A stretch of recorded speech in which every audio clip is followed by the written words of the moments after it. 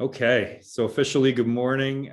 Wednesday, the 10th of March, reopening committee meeting. And we've been having reopening committee meetings every week in the last couple of weeks as we get ready for our first week of official phasing, the week of March 22nd.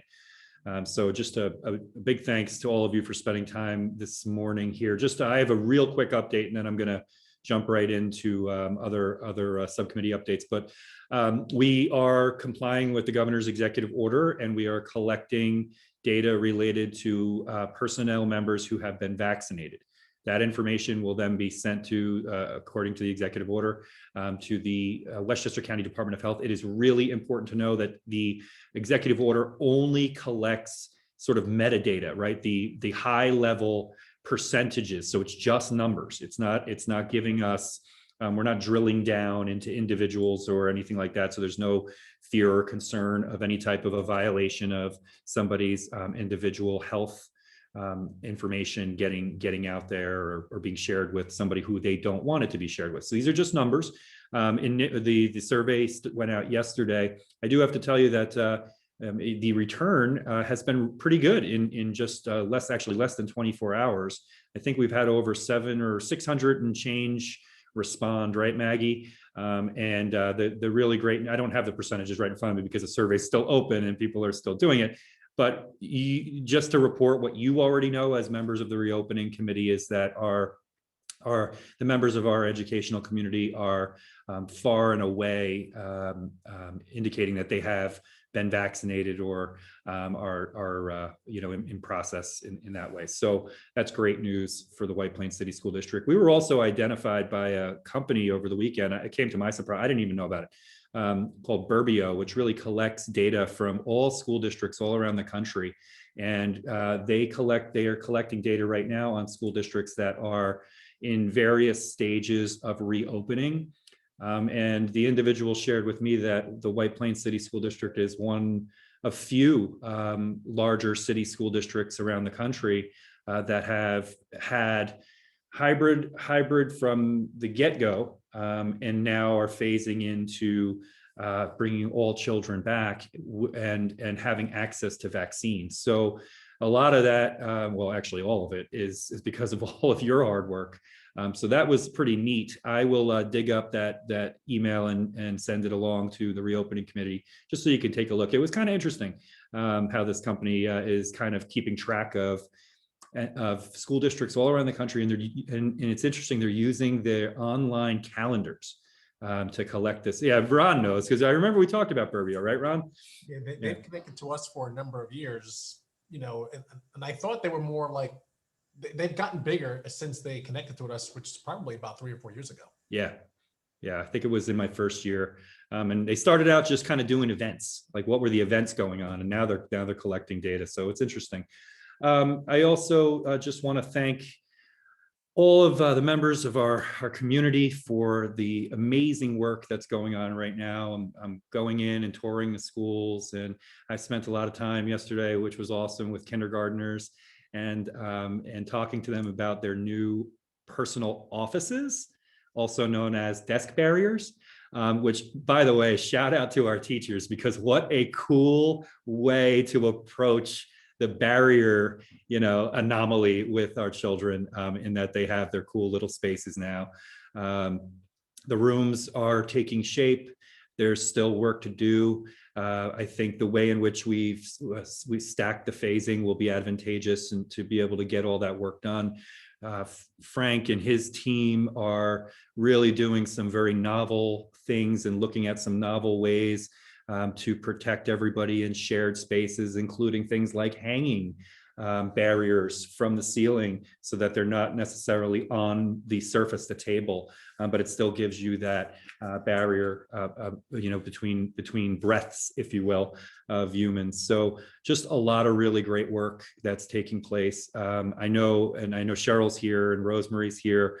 And they spoke a lot about it on Monday night at our board meeting, but we are all just so grateful for this team that has been working and plugging away so hard. And I've heard back I hear from a lot of parents all the time, which is awesome. Okay. But let me tell you, over the last 2 weeks, I have heard from so many parents with just a sigh of relief that they're going to have the opportunity to send their children back to school. And I can't tell you how happy that makes me. I know it makes you so happy as well. And so this is it's a good time. Now, there going to be, and we know this, there are going to be children who are not coming back, and that's okay too. And there should be, you know, if our Tigers who are watching, or parents of Tigers who are watching that aren't going to be coming back during the initial phase, it's okay. It really is. You know, obviously, families need to take steps that are going to be best for them. We are encouraging that if there are no health safety concerns in the household, that this is going to be a great time to come back to school. It's going to be a great time to come back to school because everybody's going to be doing it together. And we're all going to be, you know, kind of holding each other's hands and standing shoulder to shoulder. So, you know, for parents who might be on the fence, I've always recommended that they have a conversation with their child's pediatrician or primary health care professional about what their concerns are, and then make a decision based on, you know, what they believe is in the best interest of their families. So a lot of that happening, tons happening, just gearing up and getting us ready. But it's all good news. So thanks for that. Dr. Longobardi, I wanted to throw it to you first. I know you have a really busy day, and I really appreciate you taking the time. Hi, thank you. Good morning. Yeah, I'm amazed at all the work that gets done and the pace at which it gets done to open the schools up more for more kids in a safe manner. So I'm really so excited about that. Vaccines are rolling out every day. I hear more. Some of my kids are getting them. A lot of people are getting them now. So I hope that will also make people feel a little bit safer. We'll, of course, we'll be doing all of our masking and all of our space social distancing and all. I wanted just to point out one thing that you might also point out is that when the CDC rolls out their new recommendations and their new guidelines, and it's all very exciting about what will happen, or what you'll be allowed to do once you're vaccinated, et cetera. We do have to remember that we live in the state of New York, and that we follow the guidelines from the New York State Department of Health, which often goes in line with the CDC, but not in a temporal fashion. So they don't adopt it the day that the CDC puts it out. So just something to bear in mind when you're hearing about all these things and then applying it to your life here in New York.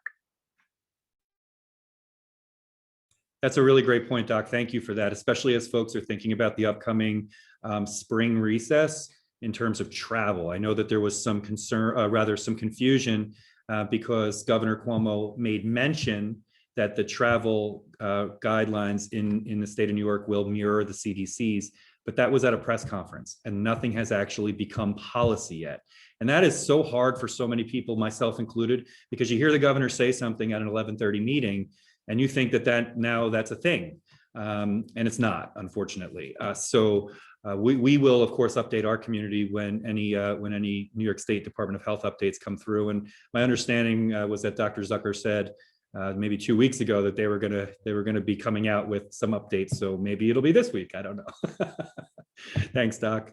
I just want to highlight real quick. Is Adele? Where's Adele? Adele Herzenberg, president of CSEA. Adele, just on behalf of everyone and sharing with you and all of our colleagues in CSEA, the gratitude that we have for the tremendous efforts that they're putting in right now to get our kids back to school. You know, I know you share that with our colleagues, but I did want to point that out and just you know, offer that appreciation to you. Thank you very much, Joe. I'm sure all of our colleagues, all of our members really appreciate hearing it. Thank you. Yeah, no, absolutely. And President Lyons is here as well, and Kara, same. The teachers, you know, and I had a great opportunity to talk with some of our colleagues yesterday, and you know, I'll be honest, I was having a moment yesterday. I was having kind of a tough day, but talking with our teachers about their level of excitement and really the best way I can sort of classify it is that like just we're gonna make this happen attitude. Just awesome. So, you know, again, thank you for all of that, and thanks to all of our colleagues in the classroom. They're thrilled. It's also, I know they're thrilled to have that nice weather too, to be able to get outside with the kids, and that's great too.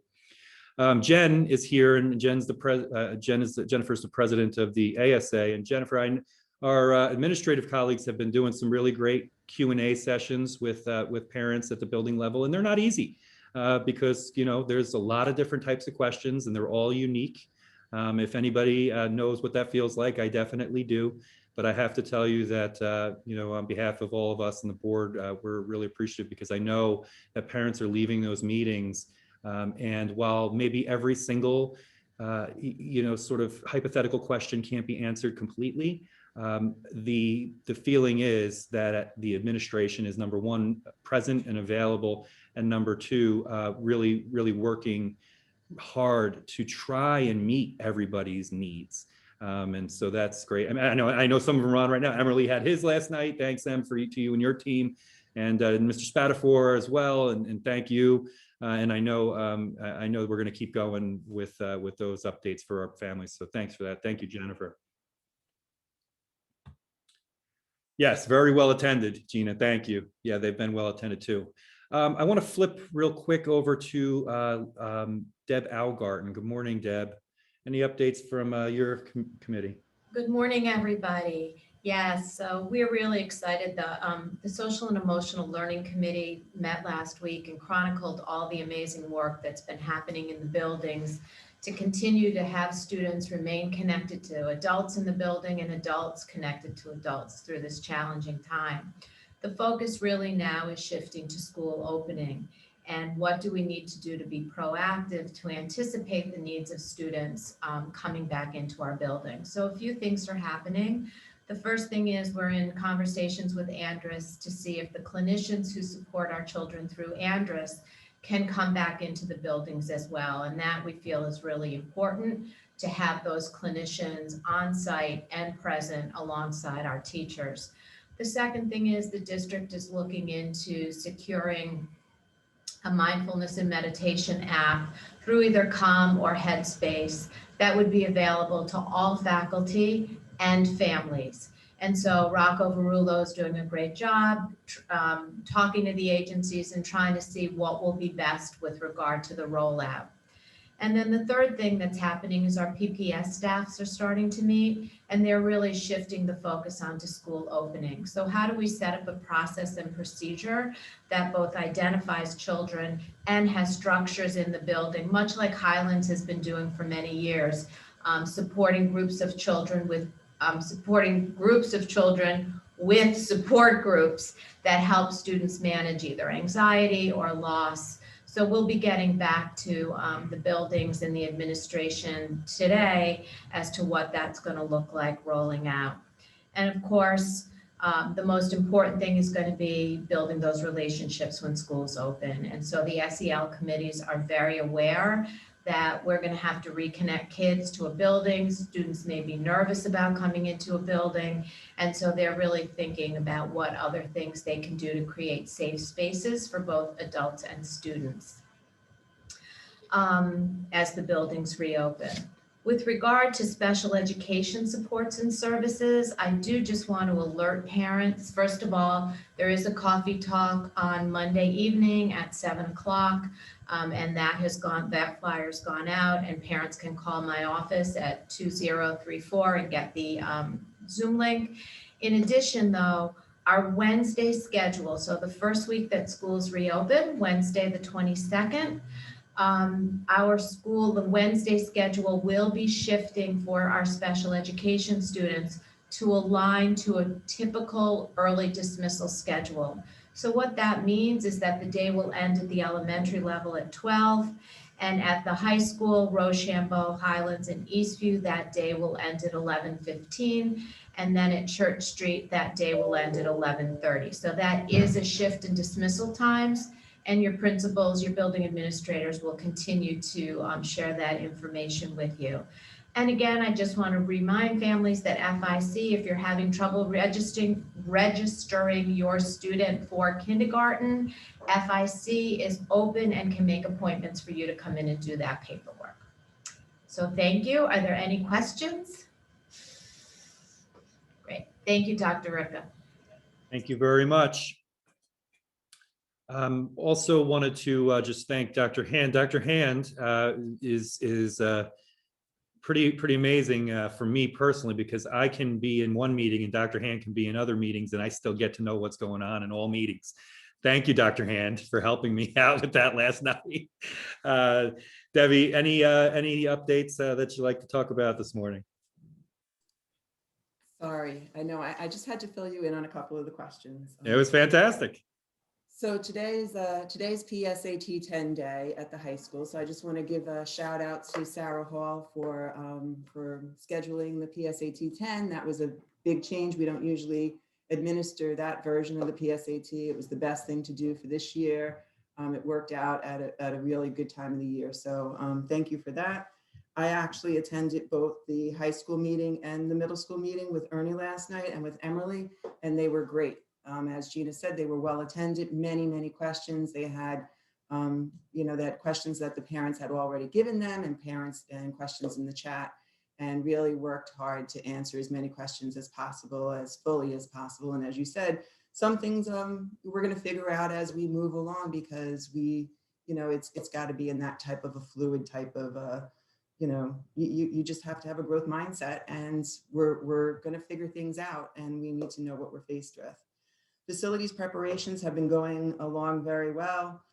When you think of bringing in 9th and 12th graders at the high school, out of 143 rooms at the high school, 117 rooms had to be set up with their barriers or with the social distancing to accommodate for the 9th and 12th grade. So I just think that number kind of gives everybody just an idea of the volume of work that goes into this. And also, when I met with operations, Anne was nice enough to invite me to that meeting. I requested that and I think that other people were thinking this way too, that if we could have the room set up to where they should be the week prior to the children coming in full-time in the phase-in, then the children that are in the hybrid model can become acclimated to that classroom environment if there are any changes, so that the week when everybody is back together, they've already had a trial run as they're in their hybrid cohort. So if we could do that, that's great. I know that talking with the elementary principals yesterday, they were working on kindergarten, first grade, second grade rooms, as well as their common spaces, as well as like their art rooms and music rooms, and trying to figure out the best way to approach those areas. And about the balance of in-person and remote learners for each individual teacher. As we said last week, that number is going to change depending on room. It could even fluctuate during time, right? You could have somebody that's saying that I'm coming in person 5 days a week, and then some reason request a change to do remote only, or we might have remote only children that flip once they feel more comfortable to come into the 5 days full time. So I think that we have to realize that our teachers are working in a very fluid space right now, and it's going to continue that way from now until the end of the year to the greatest degree possible. So in terms of saying, what is it going to look like exactly? I don't want to say that it depends, like we don't know what we're doing, but it depends because changes may need to be made and adjustments may need to happen in order to accommodate, that balance of how many students you have in class and how many students that you have at home.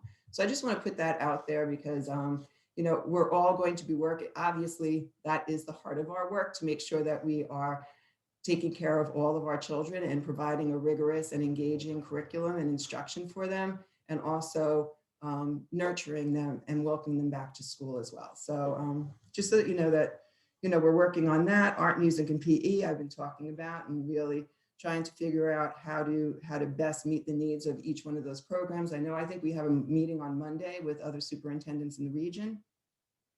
And curriculum map adjustments were made at the elementary school and the elementary schools for ELA and for mathematics. Thank you to Jennifer and Kathy for working on that. And there's just so much going on. AP exam window is from May 3rd to May 17th, and we have a 4 o'clock meeting this afternoon for students and for parents for any information that they need about the AP exams. That window allows us to administer the exams in paper and pencil, which we really think is important this year. New York State testing, there are no updates. There is a survey in the superintendent's portal on the New York State website that we are filling out about the assessments that we're doing in-house. It seems as if they are trying to reach out to the school districts and find out how students are being assessed. And hopefully that will have some impact on the decision to waive New York State assessments. Don't know, but that's the assumption. And for the parent surveys, we now have 5,181 responses. And out of that, we have 80% for in-person and 20% for remote only. Thank you very much. Thanks, Deb. And that's a great update. Those are great percentages. And, we are hopeful that with school districts filling out that survey for the U.S. Department of Education, that will give the United States Department of Education the information that it needs to be able to step away from forcing these high-stakes standardized assessments this year as schools are trying to reopen and bring all of their children back. So Debbie and I are cautiously optimistic about that. I know for all of you who are following that this too, that the New York State regents, the commissioner and the regents have all been very, very firm in their feelings related to these assessments, and that school districts should really be supported in bringing their children back right now. And that should be the focus of what everybody's doing. So we'll keep you updated on where we shake out. The other thing that Debbie mentioned that I thought, just so you know, on Monday, the superintendents in the region are meeting with their curriculum and instruction assistant superintendents and their directors or coordinators of fine arts to learn from each other on the best ways and best approaches to be able to continue to deliver fine arts in novel ways that perhaps other districts haven't thought about yet. So it's a sharing and a learning opportunity for all of us, and we're looking forward to sharing what we're doing as well as learning from other fine arts departments in the region. Thank you, Debbie. Mr. Pepper, any updates? Whoa, hold on. Everybody wish Mr. Pepper a very happy birthday. It's coming up this weekend. Happy birthday. Joe, can I just ask a question related to curriculum and really testing? So the U.S. Department of Education had said that, they want assessments to still occur. And I believe at that point it was, I'm trying to remember his name, like Ira Rosenblum, perhaps, who is the acting, assistant. And I know he was, I've heard him speak a number of times when he was heading the Education Trust. And I know that, equity is a huge issue, and they see assessment and testing as part of that. Do you expect anything to change now that we do have, a new Secretary of Education, leading? Well, that's a great question. I think that connecting assessments to equity is a convenient vehicle to help, move assessments in a direction that is important. Equity is achieved in each individual classroom throughout the country. A test from the federal government does not give us equity. In fact, what it does is it further marginalizes students who are in specific circumstances that are beyond their control. For example, we know right now, every year, that students that are at lower socioeconomic levels in the main perform lower than children that are at higher socioeconomic levels. Now, there are a myriad reasons and correlative reasons as to why this occurs. But all the test does is further draw, a distinction and sort of a marginalization on those groups, rather than trying to focus and identify resources to those areas that will actually lift those children out of those circumstances. So what do I mean? The billions of dollars that go into an assessment that already tell you that I'm struggling in math could definitely be better used by helping me in the classroom learn math. The test doesn't do that. So I don't know that the new Secretary of Education, will necessarily make any big adjustments, Cheryl. And realistically, my gripe this year is not, generally with assessments, although I have issues with assessments from time to time, those high stakes assessments. My issue this year particularly is that I believe that as we're still, coming through a pandemic, that these resources could be much better used in other ways to support kids and school, schools reopening. So we'll have to see. I definitely think, based on, and again, what Debbie was just sharing before with the survey that came out yesterday, and by the way, the turnaround time is like what, Friday, right, Deb? It's like tomorrow or something. I think it's Monday. I think Monday. it's Okay. And I have it printed. I have it printed. Yeah, so yeah. I have a 17 pages of questions, but Cheryl,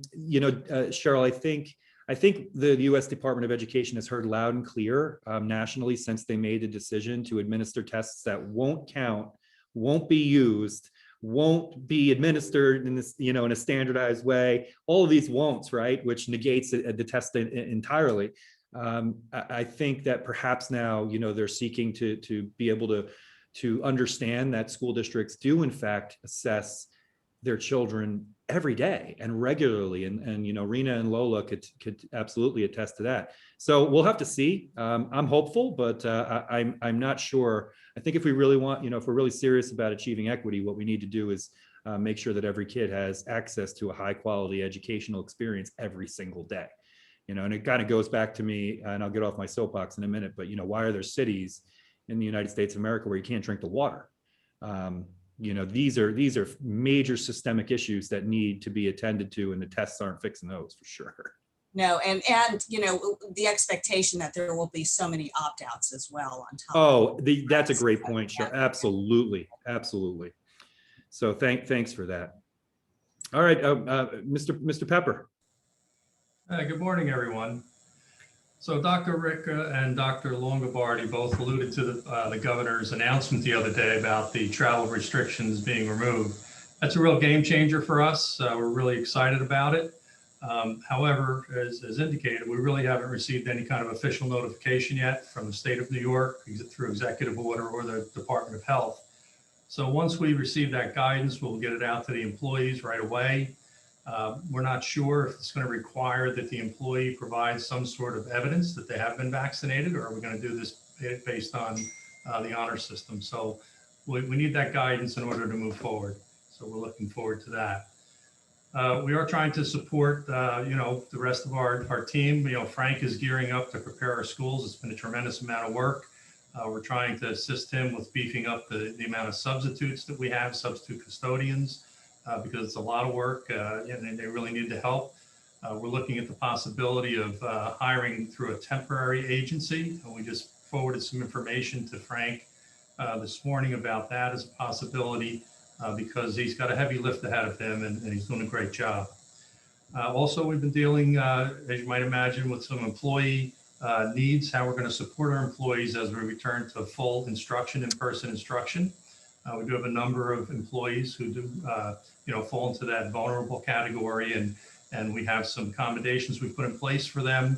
The game has changed a little bit, right? We have some additional supports for them that we put in place with these barriers, these desk barriers, and those kinds of things. So now we have to revisit with some of those employees and make sure that they still feel safe and that we can provide a safe environment for them to work in. So we're spending some time working on those types of issues as well. And that's my update. Thanks, Mr. Pepper. Any questions for Scott? Scott, when you mention agency, a temp agency for custodial workers, I just thought that we had 11 people put in on the board agenda, and we were going to try to utilize custodians from within or from Frank's department, other support. Yeah, we are. That's our first avenue, right? And we have actually a board meeting coming up in another week or so. We have another about 5 or 6 custodians put on place. We're obviously starting with our existing employees, but the volume of the work just may be at a level that we just don't have the manpower to get everything done in time to open our schools. So we're looking at all options right now. Everything's on the table. The most important thing is that we get the schools set up in a safe way so that we can open up for the students. Of course, but as a union president, it scares me to hear the word outside agency. So we'll touch base on that later if you don't mind. These are just short-term employees, people we bring in, like substitutes, just to help us as we do when we have extra needs. But we can talk. Okay, thank you. Thanks, Scott. Thanks, Adele. I do see that there's a question, Ms. Marino, in the chat. What will parents be informed of percentage of children returning to the school their child attends? Yeah, I think Dr. Hand probably has. Did we have those percentages broken out from last week? I thought, right, Dr. Hand? Yeah, I have everything. I mean, it's fairly consistent for the K through 6. So at the elementary level and at the Eastview level, it's about 10% of the students. A little bit less than that, maybe like 8% to 11%, depending on the school. And as I said, those numbers will change. At Highlands, the number is slightly higher. It goes, I think, into, I know it's above 20%, and at the high school, we're about 1/3. So that's, we have, a higher amount of our high school students that are planning to start remote only, right? Because I think our goal is to bring as many students back as we possibly can. So as we develop that level of trust with all of our families, obviously there will be some families that will choose to remain remote, and we'll continue to support, but that's where it falls. So all of our elementary schools are fairly very close to each other. The range is very tight, with about 60, 50 students that are choosing to stay remote for right now. That would be about 10%. Debbie, I've heard, at least anecdotally, at the high school, that there are some number of students who prefer to stay remote because of the fear of needing to quarantine. And I assume that some of that at least has to do with sports, for example. Yeah, I think that there are a number of variables, and that's definitely one of them. Yeah. Yep. And we've been seeing that pretty consistently. That's a great point, both of you, actually regionally. For student athletes, where the opportunity to remain fully remote exists, some of them are choosing to do that to try and avoid, to the extent possible, or at least reduce to the extent possible, the chances of them being quarantined or isolated and then not being able to participate in competition. Now, I look at this through two ways. I look at it as 1,000 years ago, a former student athlete, and I remember my parents always saying, and you do too, what comes first? School. Right. So I get it from the athletic standpoint, but we really, and Mr. Cameron and I had a pretty long conversation about this, I think just yesterday, right, Matt? We are really encouraging student athletes to consider also participating, in school as well. And we recognize, and again, like I mentioned, I absolutely understand and respect decisions, and the availability is there this year. So we get that, but we definitely want our kids to be able to participate in person if at all possible. Right, Matt, we were kind of talking a little bit about that. We did. We talked about it at length, and I think we're pretty fortunate where we have a lot of our student athletes are in the building, compared to some other local districts. So yeah, I mean, I don't love the idea that kids are staying home and coming to school afterwards to play sports. I don't love that idea at all. Yeah. We also just last night, and this is important for everyone to know, just last night, Section 1 had an emergency meeting yesterday. And there will now be, correct me if I'm wrong, Mr. Cameron, but there will now be senior athletes will now be able to have 2 spectators each. Does that sound right, Matt? Yeah, so that's just for the remaining winter season, which Right, ends on Sunday. So the idea behind that is there's boys and girls basketball, there's ice hockey, and there's wrestling going on. We're not offering wrestling in the traditional sense, but those other 3 sports, we have playoff games. Actually, tonight we have 2 home games. So senior parents from our White Plains and senior parents from our visiting schools can come. So you think a basketball team, you think there's 3 or 4 seniors, which we have on both of our teams approximately. Happens that we're playing Scarsdale tonight at 6:45. They have 13 seniors on their boys team. So they'll have 26 people. They're screening them now. We're using our form. When they get there, we'll take their temperatures. And then we've invited our 4 seniors on the girls and the boys teams, parents, guardians, to come tonight as well. Now, The other season has just started.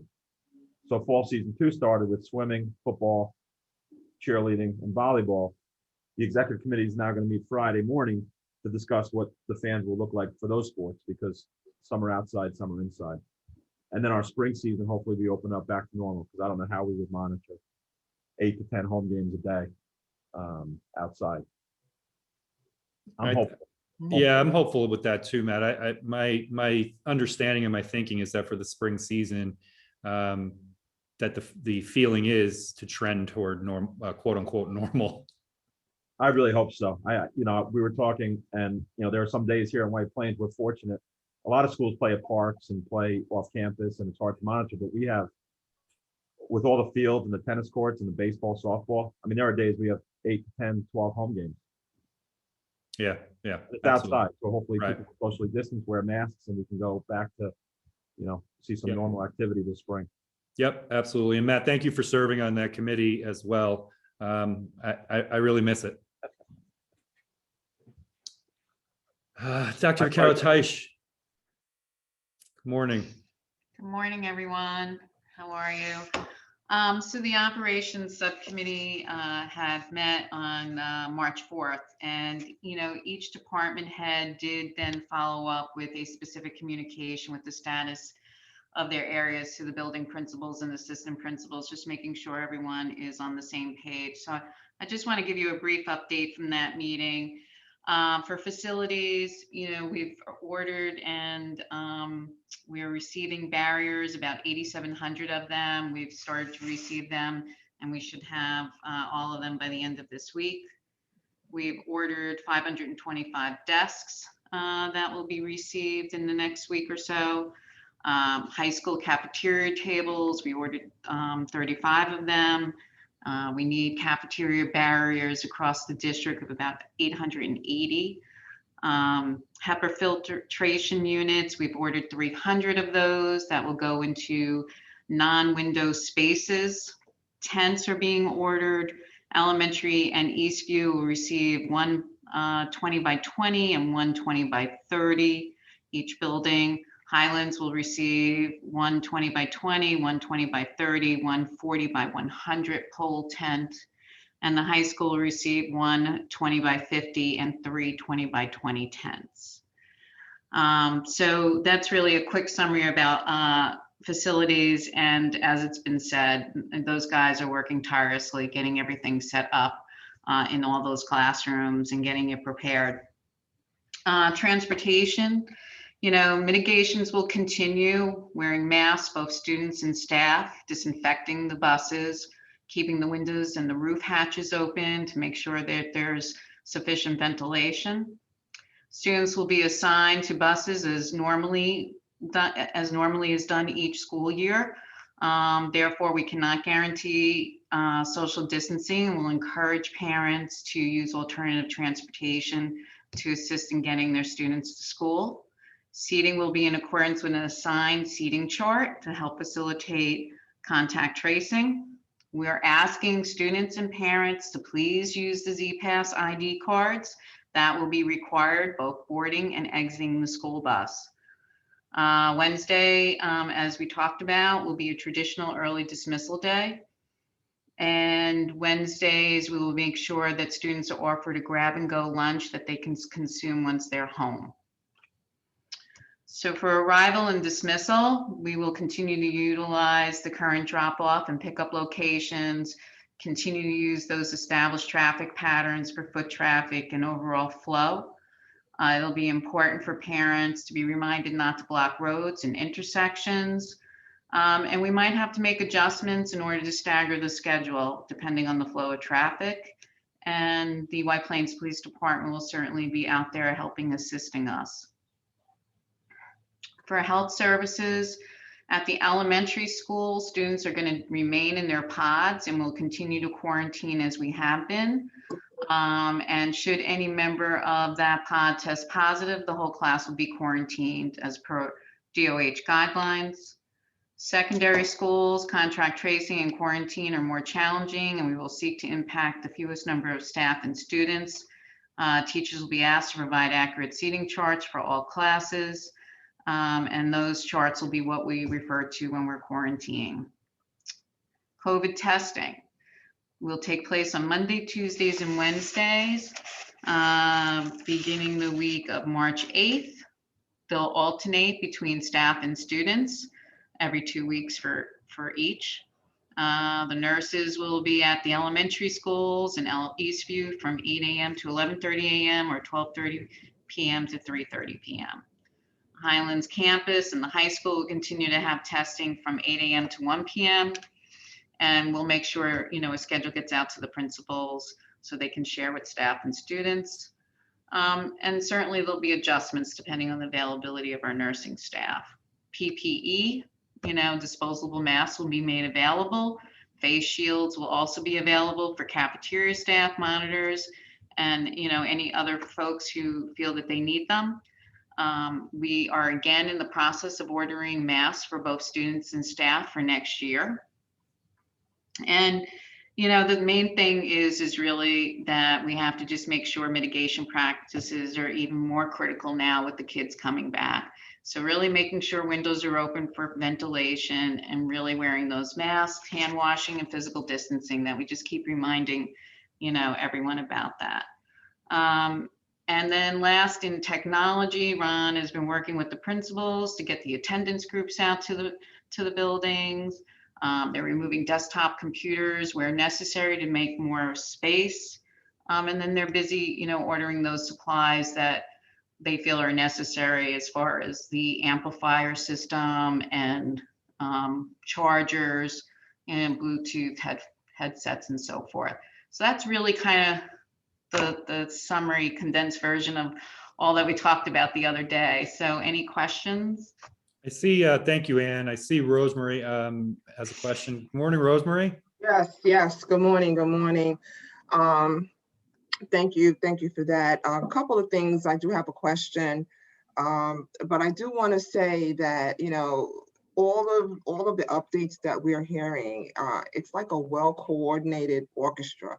All of these have to come together for the greater good to make the goal of reopening our schools happen.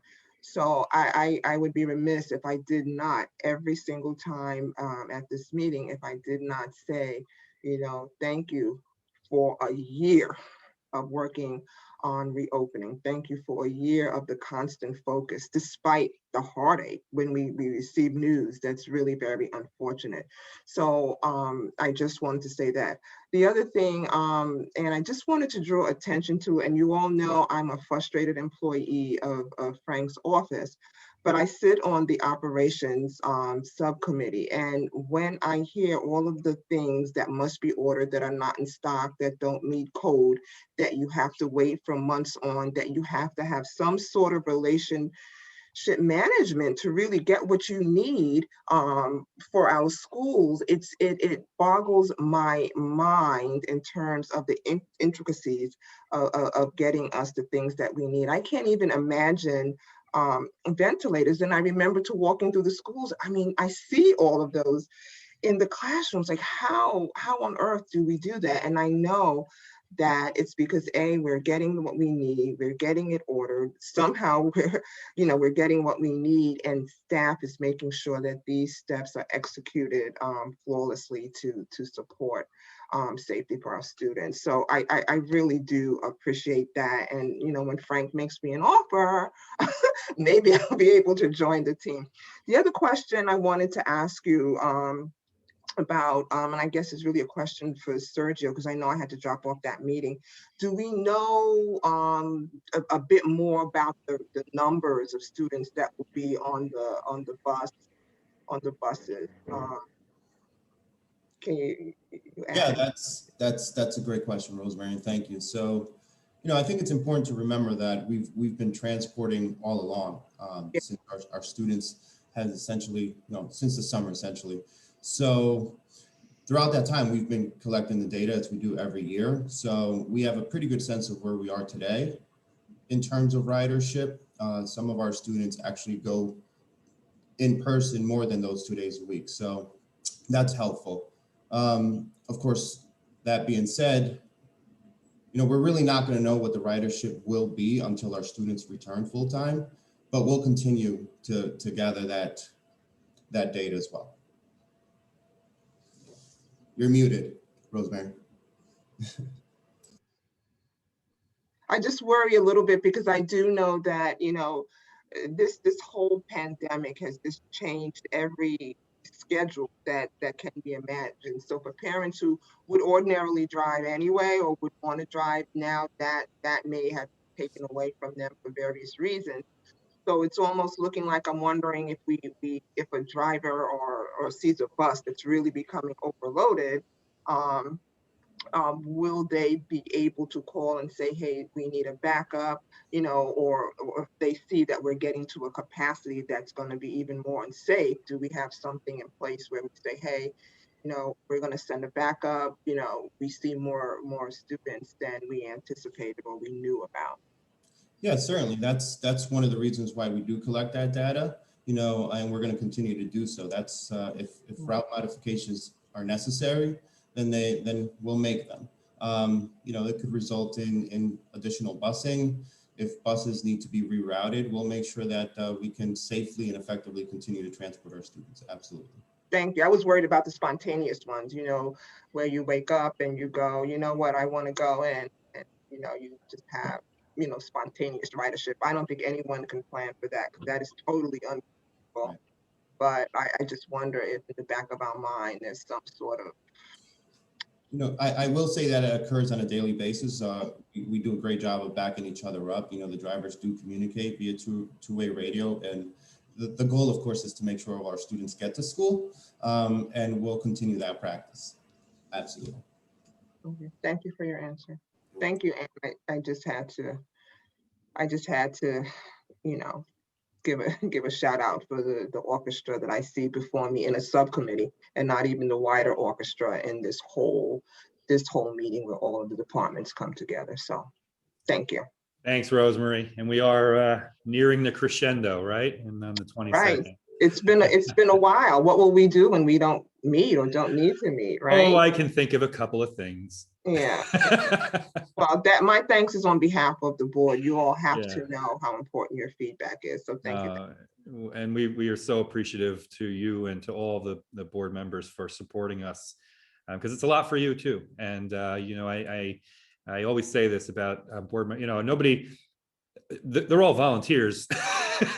Nobody's getting paid, and they really have devoted innumerable hours to working and supporting. So thanks Rosemary, and thanks Cheryl and everybody. I did want to also just once again point out that our students are really doing amazing things, and in talking with our children, and keeping up with them and getting the opportunity. I'm blessed in that I still get the chance to go in and see them in the buildings and talk with them. Friday was a really amazing day here in the White Plains City School District, as we had Congressman Mondaire Jones join us at White Plains High School to tour White Plains High School as an example of a large school that is, first of all, open in person to children in a reduced density capacity, but also on its way to being open to all children, so that the congressman could learn from the team at the high school, take what he learned back to his constituents in DC, and begin or actually continue to have this conversation nationally and try to replicate things in other school districts. So a big shout out to White Plains High School and our students. We also had a student who was recognized by the congressman as the winner of his Black History Month. It was an artistic competition, and our eighth grader Rosie, who was a tremendous student. Kara, Rosie, and Ernie, and Rosie and her mom and Mr. Spatafor and Mr. Eaton came over to the high school too, and they had a nice little ceremony and recognized Rosie. So Friday was a great day, and you all know that we are expecting that there will be a federal support plan that will support the state of New York and the public school districts in the state of New York related to COVID-19 spending. related to any additional supports that children will need, professional development. So this is good news. And as we learn more about how that will roll out in our district, we'll definitely share it with you. But I just wanted to end on a really bright, I mean, I stood back on Friday and just looked around, and it just wonderful, just really, really wonderful in terms of everything that we've done and how our children are doing. And Rena was there and Lola was there. And thank you to Tigers for being there too. Open items, questions, comments, concerns about anything. I'd just like to say a lot of, I just had a good thought to put out there is a lot of people have been like, a lot of kids I know in my class have been really like not open to this whole barrier thing, but I think it's important to say like we are literally doing the best we can. There's going to be things that are hard. There's going to be things that are inconvenient in the classroom, but I think it's important just to know that we are all trying our best and we are doing what we can to be in school so that we don't have to see each other through Zoom, even if it's through a barrier. You're so right, Lola, and thank you for that. Yes, absolutely. Let's say it so that we all know it. The barriers, they stink. We don't like to have barriers. Nobody likes it. Wearing, the facial coverings is a pain, all of those things. But you're right, Lola. If that's what we have to pay in order to get together again in our classes, I'll gladly pay that. And we have to make sure, look, we have to make sure we're doing mask breaks. We have to make sure that we're modifying our pacing and how we're approaching things to support everyone in that environment, especially at first. Thanks, Lola. Gina, morning. Good morning.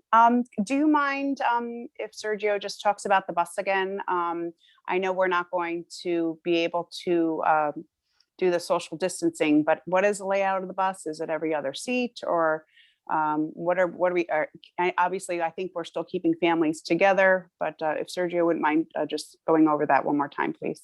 Sure, I'm happy to. All right, so I think we can anticipate students sitting 2 to a seat. Again, we're going to encourage students from the same household and siblings to sit together. That's going to increase the ridership. 2 to a seat, anything outside of that logistically really is not feasible. I don't know if that answers your question. Okay, so basically we're putting it out there. I know you said we're encouraging families to drive if they can, but of course that can be, that will be an equity issue too, is some people might switch to full remote if they can't safely feel comfortable getting to school. So, okay, thank you. No, you did answer my question. Thank you. That's a good point, Gina. And it's a great point for folks who are watching right now. We are absolutely going to do our best on the buses to, provide that distance. That is probably buses, cafeterias, and instrumental music, wrestling. There are some areas that are really challenging, much, more challenging sometimes than others. And we even see that in everyday life with the, the trains and the buses, but we will absolutely do our best to try and keep that space. Dr.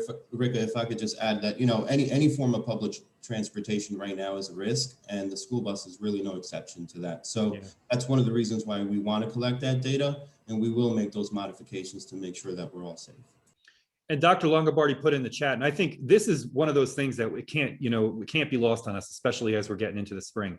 Open windows are really, really an easy way to increase ventilation, and certainly on a bus, having the windows open and having, the as Ann mentioned, the tops open, right, Serge? I mean, and if you're concerned about temperature, throwing on an extra layer for the bus ride is definitely a great way to go, because we're going to want to have those windows open as really all the time. Hey, Ernie, good morning. Good morning. I just wanted to get some feedback from the parent meeting last night, which was very positive. But one question that came up a couple of times was, is there any plan to stagger school openings to allow parents more easily to pick up kids in multiple schools? So yeah, I would bring it out at this meeting. I answered the question. I was talking to a parent yesterday and with that very same question. And unfortunately, it's not feasible for us to be able to stagger those schedules. It would put a major impact on not only the instructional day, but also logistically the entire organizational operation, everything from transportation to, extracurriculars and athletics. So what I had shared with that parent is, trying to figure out ways to best approach that, because if you have to go pick up your high school age child and then pick up your middle school age child, one of them is going to be waiting for a little bit. One of my suggestions was if you know that you're in that situation and you need an extra 5 minutes or something, just to reach out and let us know. And we'll do everything that we can to help. I believe the parent that I talked to had a child that would be in elementary, middle, and high school, one at each grade level yesterday. So I understand. Yeah, there can be some challenges with transportation for sure. Yeah, what I told parents last night was if they think they're going to be late, we have a large foyer, so a student doesn't have to be standing outside by themselves, and there's always staff around. That's what I said too, Ernie. Yeah. Yeah.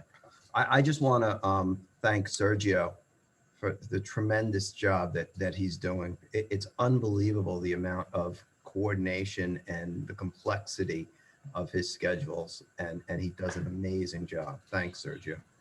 Thank you for that, Ernie. And it's really under the leadership of Dr. Aaron Vicaritation, of course, Dr. Rick and the cabinet, but it's really, I'd be remiss if I didn't thank all the building administrators as well. You guys are all just, great partners through this whole. We're getting there. Lola, good morning. Good morning. I feel like I've asked this at least once, but I'm still kind of confused on the answer. If a class, or even not a class, if a teacher gets quarantined, but somebody in the class doesn't, how, if I'm home, how's that going to work? Do I just join virtually? How long? I'm very confused on that. I'm not exactly sure how to ask the question or phrase the question, but. All right, I'll do my best. Let me see if I can maybe restate it. So if in a classroom, a teacher gets quarantined, how will the class then run if that teacher is quarantined at home and the kids who weren't in the class with the teacher aren't quarantined, right? So I teach history in high school. I get quarantined. Lola's in my 5th period class. She's not quarantined. How is that going to work? How's that going to look? Did I get it, Lola? Okay, good. First thing, hopefully, as Dr. Longobardi said, New York State Department of Health will catch up with CDC. And if the instructor is vaccinated, that won't be an issue. That's the first piece. So hopefully that's helpful. The second piece is if that were to happen, there are really 2 ways that we could go about a situation like that. We could have a substitute in the classroom with the children as they go through their regular schedule, communicating with the teacher remotely if the teacher isn't ill. If the teacher's ill, the teacher's out, and we have a substitute. So what we're going to try and do, Lola, is minimize any disruption to children who aren't part of the contact trace process. And so they'll still be able to go into school and have their regular school day. Even if, for instance, I got a cold and I was out, you would still have your history class, but it would be, maybe Mr. Velez would be substituting that day. That's a scary history class, Mr. Velez. Does it make sense? Yes, thank you. You bet. Any other questions? Reopening team, we are getting close. Thank you very, very much, everybody. We will meet again next Wednesday. So we'll meet again next Wednesday. That's going to be this is our penultimate meeting before the phasing. And that will be our kind of touch base where we're at with kindergarten 9 and 12. I can tell you right now, and as you've already heard, that for the week of the 22nd, we should be really in solid shape, without a doubt, for that first initial phasing. Loda, did you have another question? Oh, your hand. That's an old hand, sorry. It's an old hand. All right, no problem. All right, everybody, have a great day. Jennifer, can you stay on? Dr. Longobardi, can you stay on for a sec? I'm here. Hi, Jennifer. Thank you. Have a great Hello. day. See ya. Thank you. Bye. Thank you.